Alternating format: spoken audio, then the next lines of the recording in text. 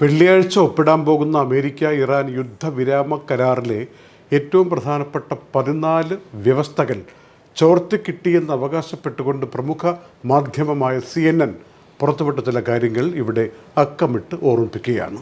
ഇറാൻ്റെ സമഗ്രമായ പുനർനിർമ്മാണത്തിനു വേണ്ടി അമേരിക്കയും ഈ മേഖലയിലെ ചില രാജ്യങ്ങളും ചേർന്ന് $300 ബില്യൺ ചെലവഴിക്കും, സഹായമായി കൊടുക്കും എന്നുള്ളത് സുപ്രധാന വ്യവസ്ഥകളിലൊന്നാണെന്ന് CNN പറയുന്നു.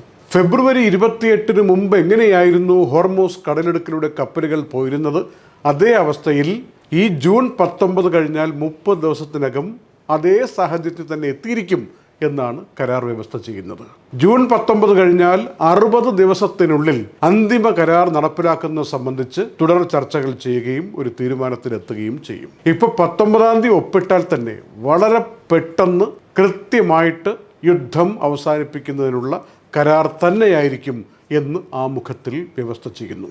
നാളിതുവരെ അമേരിക്ക ഇറാനുമേൽ ഏർപ്പെടുത്തിയിരുന്ന എണ്ണ അടക്കമുള്ള സാധനങ്ങൾ കയറ്റുമതി ചെയ്യുന്നതിനുള്ള ഉപരോധം ഈ കരാർ ഒപ്പിടുന്ന നിമിഷം മുതൽ ഇല്ലാതാകുന്നു.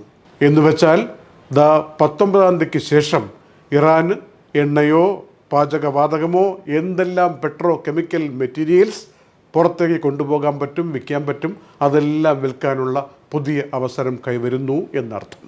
ഇപ്പോൾ ഇറാൻ്റെ കൈവശമിരിക്കുന്ന സമ്പുഷ്ടീകരിച്ച യുറേനിയം അതെന്ത് ചെയ്യണം എന്നതിനെക്കുറിച്ചുള്ള ചർച്ച ഉടൻ തന്നെ നടത്താൻ ധാരണയാകുന്നുണ്ട് ഈ കരാറിൽ.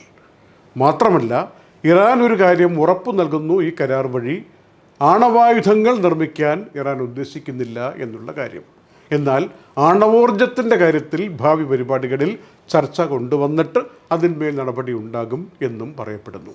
കഴിഞ്ഞ എത്രയോ വർഷങ്ങളായി ഇറാൻ്റെ എണ്ണ വാങ്ങുകയും കാശ് കൊടുക്കാൻ നേരത്ത് അമേരിക്കയുടെ ഉപരോധം കൊണ്ട് കൊടുക്കാൻ പറ്റാതെ വരികയും ചെയ്ത് വിദേശ രാജ്യങ്ങളിൽ കെട്ടിക്കിടക്കുന്ന മരവിപ്പിക്കപ്പെട്ട ഫണ്ട് ഇറാൻ എല്ലാം തിരികെ കിട്ടുന്ന വിധത്തിൽ ഈ പുതിയ കരാർ വ്യവസ്ഥ ചെയ്യുന്നു. ജൂൺ 19 വെള്ളിയാഴ്ച ഒപ്പിടുന്ന കരാർ, അതിൻ്റെ നിരീക്ഷണം, മൊത്തത്തിലുള്ള ഓവർസീയിങ് നടപടികളെല്ലാം UN സുരക്ഷാ കൗൺസിലിൻ്റെ മേൽനോട്ടത്തിലായിരിക്കും. അത് പാലിക്കപ്പെടുന്നുണ്ടോ എന്ന് നിരീക്ഷിക്കാനുള്ള അവകാശം UN-നായിരിക്കും എന്നും കരാർ വ്യവസ്ഥ ചെയ്യുകയാണ്. ഇങ്ങനെയൊക്കെ അന്തിമ കരാർ എഴുതി വെച്ചിട്ട് അത് ഒപ്പിടാൻ വേണ്ടി ജൂൺ 19 കാത്തിരിക്കുമ്പോഴും ഇക്കാര്യങ്ങളിൽ ഒരു അന്തിമ തീരുമാനം വ്യക്തമായി ഉണ്ടായില്ലെങ്കിൽ, എവിടെയെങ്കിലും പാലിക്കപ്പെടാതെ വന്നാൽ ബോംബിട്ട് നശിപ്പിച്ചു കളയും എന്ന് US പ്രസിഡന്റ് പറഞ്ഞിരിക്കുന്നതും വാർത്തയായി വന്നിരിക്കുകയാണ്.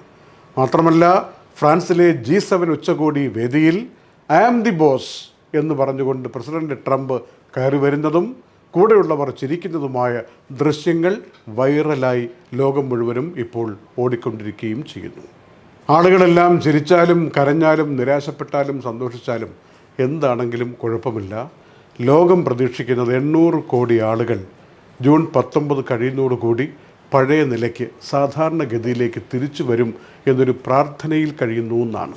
അത്രയ്ക്ക് വിലക്കയറ്റം രൂക്ഷമായി, ജനങ്ങളുടെ പ്രതീക്ഷകൾ നഷ്ടപ്പെട്ട്, തൊഴിൽ നഷ്ടം സംഭവിച്ച്, റിമോട്ട് വർക്ക് മാത്രമായി എത്രയോ രാജ്യങ്ങളിൽ എത്രയോ കോടികൾ കഴിയേണ്ടി വരുന്ന ഒരു സാഹചര്യം, പുതിയ തലമുറയ്ക്ക് നല്ല ജോലികൾ കിട്ടുകയില്ല എന്ന നിരാശാജനകമായിട്ടുള്ളൊരു സാഹചര്യം, ഇതൊക്കെ യുദ്ധം അവശേഷിപ്പിക്കുന്നു. നമ്മൾ വിചാരിക്കുന്ന പോലെ ഏതെങ്കിലും 1, 2, 3 രാജ്യങ്ങളിൽ മാത്രമല്ല ഇതിൻ്റെ പ്രതിഫലനം ഉണ്ടായിരിക്കുന്നത്.